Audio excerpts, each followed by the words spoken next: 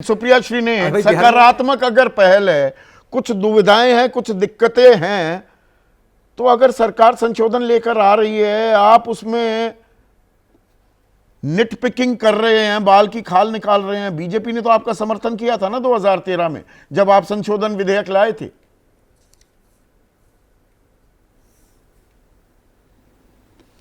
वो संशोधन विधेयक किस आशय से लाया गया था और ये संशोधन और उम्मीद जो नाम है बिल का, वो क्यों लाया जा रहा है, ये बच्चा बच्चा जानता है। देखिए संदीप जी, मैं 3-4 बातें क्रमवार बोलना चाहती हूँ और मुझे आशा है कि आप मेरी उन बातों को सुनेंगे, क्योंकि एक डिस्कशन अच्छा होना चाहिए। कल 2 अप्रैल है, कल अमेरिका हमारे ऊपर कुछ ना कुछ टैरिफ लगाने वाला है। वो टैरिफ लगेगा, बाजार गिरेगा, हड़कंप मचेगा, लोग उस पर चर्चा करेंगे। मोदी सरकार घुटने टेक रही है, मोदी सरकार देखिए क्या टैरिफ माफ करती है, उस पर डिस्कशन नहीं होगा। जो हमारा फ्यूचर तय करने जा रहा है, हमारा ट्रेड, हमारी इकोनॉमी तय करने जा रहा है, कल नहीं विधेयक लाया जा रहा है, कल ही लाया जाएगा। कल सारी चर्चा वक्त पर होगी, परसों सारी चर्चा वक्त पे होगी। हिंदुस्तान पे इतना बड़ा प्रहार होने वाला है कल, उसकी किसी को कोई चिंता नहीं है। क्यों नहीं है, आप खुद समझ गए, समझदार को इशारा काफी है। देखिए बदनीयती मैं क्यों कहती हूं, सीएए लाया गया, प्लेसेस ऑफ वर्शिप के साथ खिलवाड़ किया जा रहा है, हर मस्जिद के नीचे मंदिर खोदा जा रहा है, हर गली मोहल्ले में खुदवाइएगा आप। एक बदनीयती है इस सरकार में और इसलिए विश्वास नहीं है कि ये कोई चीज कर सकते हैं। आपने भी अपने ओपनिंग लाइन में बोला, यहां पर भी बोला जा रहा है, सकारात्मक किया जा रहा है, मुसलमानों के उत्थान के लिए किया जा रहा है, मुसलमानों की बेहतरी के लिए किया जा रहा है। आप सारा काम मुसलमानों के उत्थान और बेहतरी के लिए ही क्यों कर रहे हैं जनाब? थोड़ा काम हिंदुओं की बेहतरी के लिए करिए। पता तो करिए 87% गोल्ड लोन क्यों बढ़ रहे हैं, पता तो करिए कि इस देश पर 216 लाख करोड़ कर्जा किसने डाल दिया, पता तो करिए कि रोजगार जिनको बनाना था वो लोगों को बेरोजगार करके चुप क्यों बैठे हुए हैं, पता तो करिए कि महंगाई का क्या आलम है, उस पर कोई चर्चा नहीं होगी। मध्यम वर्ग का जो शेयर नेशनल इनकम में था वो ब्रिटिश राज के पहले वाले लेवल पर चला गया, कोई चर्चा सुनी आपने? एक शो किया होगा, उसके अलावा किसी ने इस पर कुछ नहीं कहा। तो थोड़ा भला हिंदुओं का भी कर दीजिए, काहे सारा भला मुसलमानों का ही जब आप लगातार सरकार को घेरती हैं सुप्रिया, हाँ अभी बोलिएगा, मैं पूरा वक्त दूंगा, पर यहां पर मैं एक बीच में इंटरजेक्शन कर रहा हूं। आप कहते हैं मुसलमान विरोधी है बीजेपी, अगर मुसलमानों के हित में काम करती है तो आप कहते हैं क्यों कर रहे हो भाई काम, चित भी मेरी पट भी मेरी।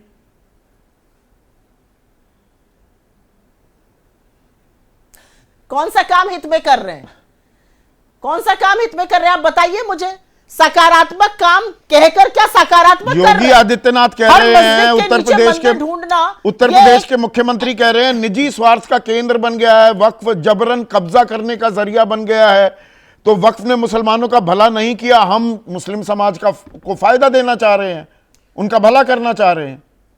अरे योगी जी उस सरकार, उस महकमे के मुख्यमंत्री हैं जिनकी पुलिस 5 दिन बाद शव, जो जिसका पेड़ से लटके हुए शव, जिसका हाथ बंधा हुआ था, कह देती है आत्महत्या है। वो वाले मुख्यमंत्री, उनकी बातें मत करिए। वो क्यों कहते हैं, इन नमूनों के बस की बात नहीं है बताना कि ये सब क्यों हो रहा है, छोड़िए उस बात को। मैं यहां पर ज्यादा बड़ी बात करने जा रही हूं, ये बात आपके दर्शकों को सुननी जरूरी है। यह बिल कहता है जो 5 साल तक इबादत करेगा मुसलमान वही दान कर सकता है वक्फ पे। दुनिया में कौन डिसाइड करेगा कौन कैसे इबादत करेगा? हर मुसलमान के घर में सीसीटीवी कैमरा लगवाइएगा क्या? यही बीजेपी पानी पी पी कर सच्चर रिपोर्ट को कोसती थी, आज सच्चर रिपोर्ट को सहारा बना के चल रही। सच्चर रिपोर्ट ने तो कहा है ना कि 355 से ज्यादा संपत्तियों पर सरकारी कब्जा है, पहले उसको हटाया जाए। उसको हटाने के लिए क्या कर रहे हैं? वक्फ कॉर्पोरेशन बोर्ड एक बनाया जाए 500 करोड़ के रिवॉल्विंग कॉर्पस का, उसको बनाया गया क्या? उन्होंने कहा 12,000 करोड़ रुपए आ सकते हैं। अरे भैया, मस्जिद में टिकट थोड़ी लगाया जाएगा, कब्रिस्तान में मुर्दों से थोड़ी वसूला जाएगा। ज्यादा चिंता है, संजय सिंह कह तो गए नीरव मोदी को ले आओ, 12,000 करोड़ आप यहां दे दीजिए मुसलमानों को, 8,000 करोड़ आप सरकारी खाते बही खाते में रख लीजिए। अच्छा, उसके बाद झूठ बोला जा रहा है महिलाओं को आने में आसानी होगी। 2013 के संशोधन में महिलाएं ऑलरेडी वक्फ बोर्ड पर नॉमिनेट की जा सकती हैं। एक और बात यहां पर, क्योंकि यह भी झूठ बोला गया यहां पर थोड़ी देर पहले, गैर मुसलमानों को वक्फ बोर्ड की संपत्ति, वक्फ बोर्ड में शामिल किया जाना। राम जन्मभूमि का ट्रस्ट बना, उसमें 3 ऐसे लोग हैं, एक आईएएस सेंट्रल गवर्नमेंट से जो ज्वाइंट सेक्रेटरी रैंक का होगा, वो सिर्फ और सिर्फ हिंदू होगा तभी आ सकता है। आईएएस अधिकारी स्टेट का अगर हिंदू होगा और सेक्रेटरी रैंक का होगा स्टेट पे तभी आ सकता है। और अयोध्या का डीएम अगर हिंदू नहीं हुआ तो वो ट्रस्ट का हिस्सा नहीं बनेगा, एडिशनल कलेक्टर बनेगा।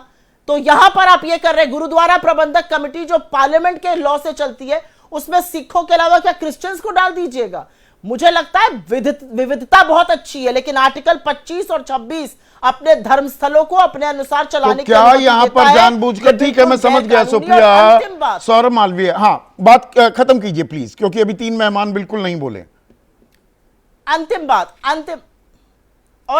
बात, वामसी जो Waqf assessment management system of India है, उस पर 100% डिजिटाइजेशन हो चुका है। तो why fix what and broke? आपके पास सारे डिटेल्स हैं, आपके पास सारे डॉक्यूमेंट्स हैं। वो बात कई बार आ चुकी है कार्यक्रम में कि सारे रिकॉर्ड्स तो हैं ही, और इसलिए आप पर नियत पे